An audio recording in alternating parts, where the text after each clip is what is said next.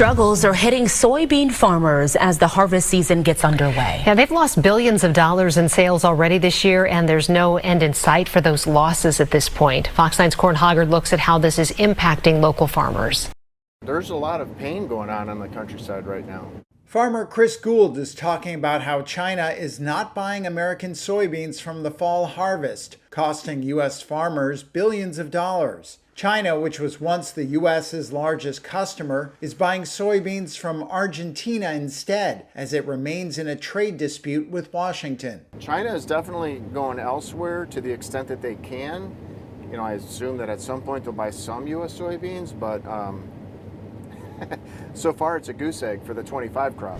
Soybeans and corn grow across 4,500 acres of Faribault County, belonging to Darren Johnson's family since the early 1900s.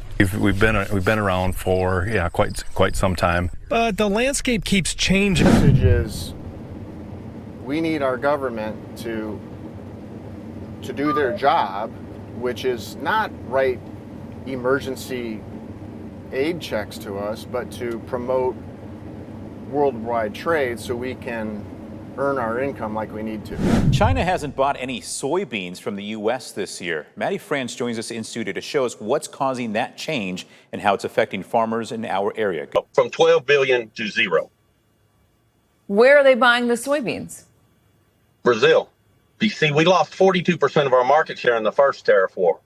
In Trump's first tariff war, the Chinese went to buying their soybeans from Brazil. They invested billions of dollars in Brazilian infrastructure. They have moved into Africa, and they're going to commercially farm in Africa. Since we left with USAID, they moved their Belt and Road program into Africa.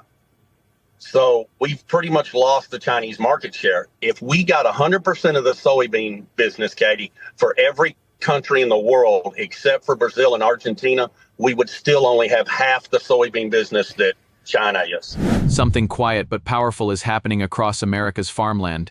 Ships that once carried millions of tons of U.S. soybeans to Asia are no longer docking where they used to. Contracts are being rewritten, buyers are disappearing, and farmers who planned their entire year around a single harvest are now facing an uncomfortable question: what happens when your biggest customer walks away?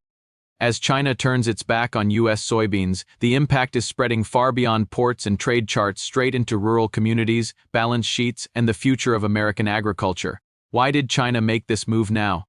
Who is replacing the United States? And is this just a trade dispute or the beginning of a much larger global shift? Stay with us, because this story isn't just about soybeans.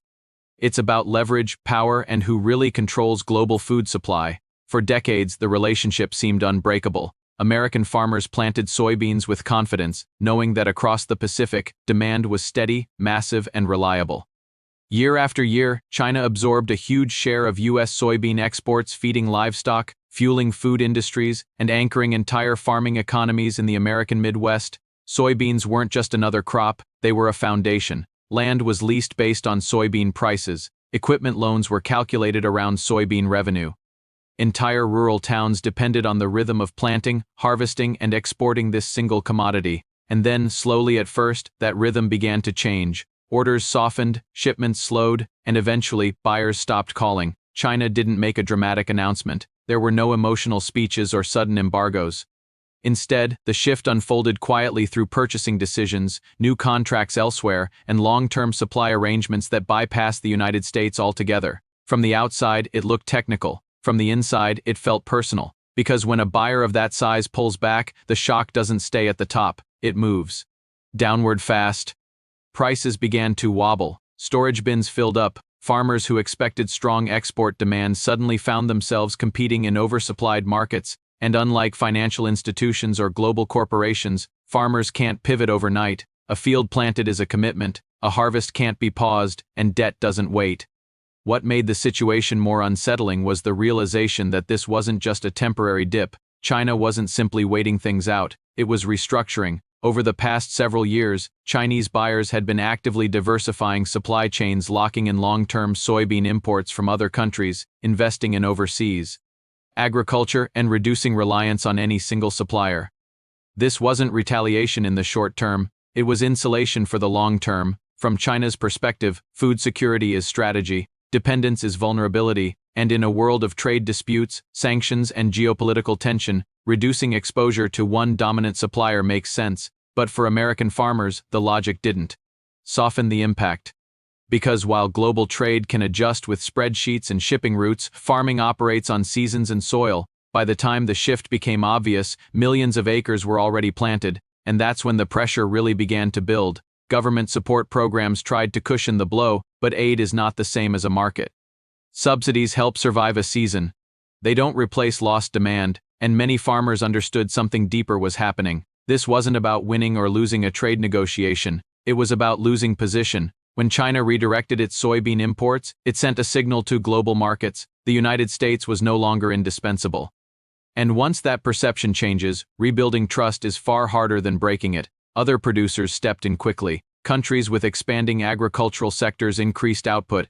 New logistics routes were developed, ports upgraded, trade agreements adjusted. What began as a response to tension turned into a structural shift in global supply, and global buyers took note.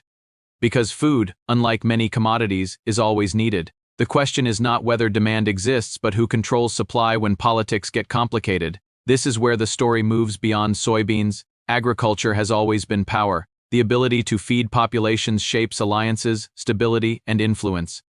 When a major importer diversifies away from a long-time supplier, it doesn't just change prices, it changes leverage. For years, American agriculture benefited from scale, efficiency, and access to global markets. But access depends on relationships, and relationships depend on predictability. Once trade becomes a tool of pressure, both sides begin searching for exits. China found alternatives. American farmers found uncertainty. In rural communities, the consequences became visible. Equipment purchases were delayed. Expansion plans shelved. Younger farmers reconsidered whether the profession was sustainable. Older ones questioned whether the next generation could survive the same shocks. What made it harder was the lack of control. Farmers didn't make trade policy. They didn't negotiate tariffs. They didn't sit at global summits, yet they were absorbing the impact. This is the paradox of modern geopolitics. Decisions made at the highest levels often land hardest on those farthest from the table. And as the soybean market adjusted, a deeper realization set in: this wasn't an isolated case. Similar patterns were appearing across other commodities, other regions, other industries. Trade was no longer just about efficiency, it was about alignment: who you sell to, who you rely on, who can walk away and who cannot. The soybean story became a warning sign. If a market built over decades could weaken in a few seasons, what else was vulnerable? And more importantly, if food supply chains are being reshaped by geopolitics, what does that mean for the future of farming in a world where power is increasingly fragmented? As U.S. soybean exports to China declined, the effects didn't stop at American borders. They rippled outward, reshaping global agriculture in ways that are still unfolding. Because when a buyer as large as China changes direction, the entire market realigns. Other producers moved fast.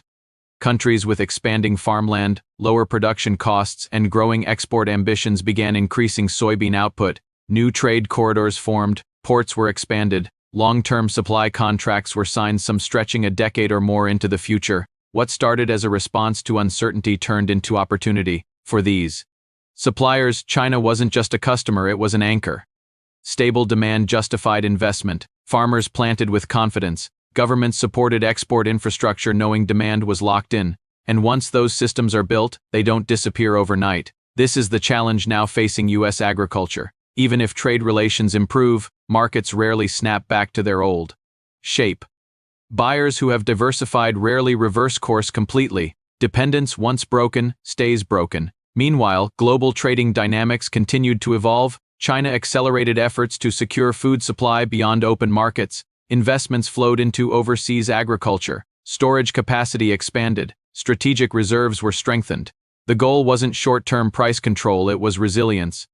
Food had fully entered the realm of national strategy. This shift places American farmers in a difficult position. The U.S. remains one of the world's most efficient agricultural producers, but efficiency alone no longer guarantees access. Reliability, political alignment, and long-term stability now matter just as much. Domestically, the response has been mixed. Some farmers began diversifying crops, reducing reliance on soybeans. Others explored new export destinations, though few markets match China's scale. Cooperative models strengthened, aiming to give farmers more bargaining power. technology investments increased efficiency, but efficiency doesn't create demand at the policy level. Debates intensified. Should trade agreements be redesigned to protect farmers from geopolitical shocks? Should food exports be insulated from political disputes? Or is volatility now the price of operating in a fragmented global system? There are no easy answers, because agriculture operates on cycles, but geopolitics operates on pressure. When the two collide, the result is rarely balanced. What's clear is that the soybean episode changed how farmers think. Many no longer assume that past buyers will always return. Planning has become more cautious, risk calculations more conservative, expansion slower. This isn't just economic, it's cultural. Farming has always involved uncertainty from weather and markets, but geopolitical risk feels different. It's distant, unpredictable, and impossible to influence directly. That uncertainty erodes confidence in ways that subsidies and insurance cannot fully repair. Globally, the lesson is being absorbed quickly. Countries are asking hard questions about dependence. Importers want multiple suppliers. Exporters want multiple buyers. Redundancy, once seen as inefficiency, is now viewed as security.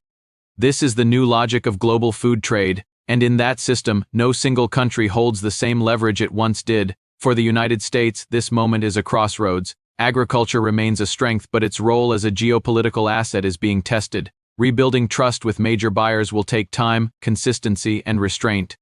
Markets need to believe that access won't disappear with every political shift. For China, the strategy appears to be working. Reduced vulnerability, greater control, long-term supply stability even if it comes at higher short-term cost. And for the rest of the world, the soybean shift serves as a case study. It shows how trade disputes can permanently reshape supply chains, how economic tools create unintended winners, and how food, something basic and essential, has become a silent instrument of power. This story isn't about blame, it's about reality. When China turned away from U.S. soybeans, it wasn't just changing suppliers, it was signaling a new approach to global trade. One where resilience matters more than efficiency, where options matter more than tradition, and where no relationship is assumed permanent. For American farmers, the pain is real. But so is the lesson. In a world where food is strategy, survival depends on adaptation. The fields will still be planted, the harvests will still come. But the certainty that once defined global agriculture may never fully return, and the next question is no longer who grows the food but who decides where it goes.